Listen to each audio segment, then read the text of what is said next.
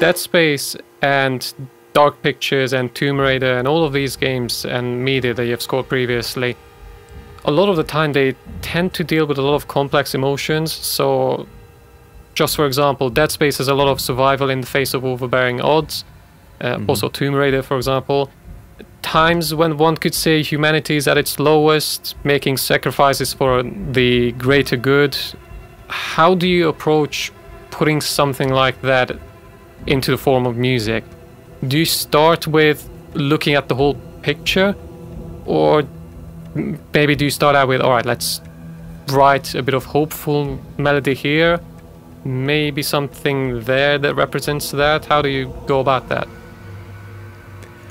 That's a great question, and it's something that I appreciate in games. The character arc, right? Especially the protagonist, the main character, having some sort of an emotional arc through the story of the game. Because a lot of times, back in the day, it was sort of very one note with the video games. I mean, even as recent, quote unquote recent, as the early 2000s, which is when I sort of got my start. It was very much just about either mowing people down, or, you know, if it's a World War II game, defeating the bad guy. Not a lot of emotional heart. And taking something like Isaac from Dead Space, or Lara from Tomb Raider, very similar ideas in terms of the emotional arcs of the character. And actually, even though the music was fairly different, I approached them in the same sort of way, which is, first of all, it's important to know what's happening in the entirety of the story. A lot of times I'm brought in very, very early, as was the case with the first Dead Space and the Tomb Raider, actually, before they'd even finished writing the story. So there was only so much that I could do in terms of planning in my head the best way for the music to support the main character on their journey, because it wasn't finished yet. But the developers are always really, really generous. So as things came online, as ideas took shape, as story sort of finalized, they were always keeping me in the loop. And I had already started writing music in both cases of both games, but we knew that there was an overall sort of general thread. I think Dead Space 2 is a great example, because you start out at the beginning of the game, and it's very psychological for Isaac. There's a lot going on with Nicole, and he's trying to kind of deal with his past and accept what's happening. And one of the ideas that I thought, which went hand in hand with EA saying, just do what you did for the first one. You know, they gave me freedom to do anything, but I didn't want to do exactly what I did with the first one. I wanted to do something different. And I was trying to figure out how to make the orchestra bigger and scarier. And the first Dead Space, it was pretty big and scary. And I realized that one of the best ways of showing how big something is, or how loud something is by having something to contrast with it.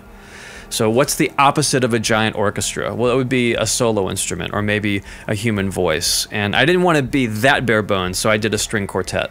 And I love the idea of the string quartet being incredibly vulnerable and emotional. It's literally Isaac stripped of all of his armor and his weapons, and it's sort of his relationship with Nicole, his memories of her, and how he's dealing with all of that trauma and emotion. Right. So the string quartet basically became that. And I was able to take the string quartet and do something, you know, sort of lyrical and beautiful, but also turn it on its head and turn it into a Dead Space sort of sound, where it's very scratchy and sound effecty. And to me, that was a good sort of musical interpretation of Isaac coming to terms with what was happening, but also realizing that he had a new reality he was facing in the game.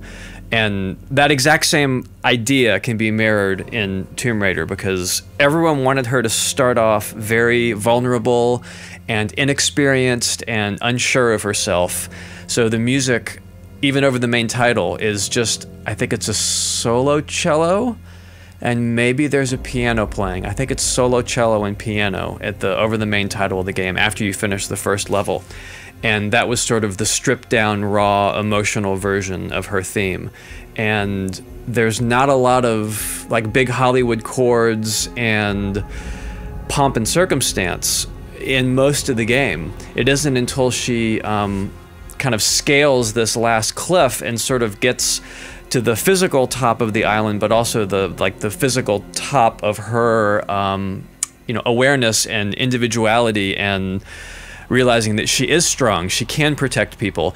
Then the music kicks into full gear, and you actually hear French horns coming in with the big taiko drums and the brass, and everything's big and heroic. There's this one combat scene where it first jumps in, and I've had more people tell me that that's their favorite part of the game because they feel so empowered by the music. Whereas before, the first third of the game, the music was very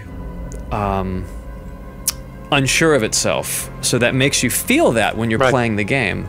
About 2/3 of the way through the game, it became more of a kind of a skeleton of something that you could depend on, but it was still not very harmonic, not very melodic. And then for the last bit, you get all that melody and harmony in a positive way with some major chords and, you know, upward movement with the harmonies and things. And it just makes such a huge difference because you've played for hours and hours and hours of gameplay and you haven't heard that.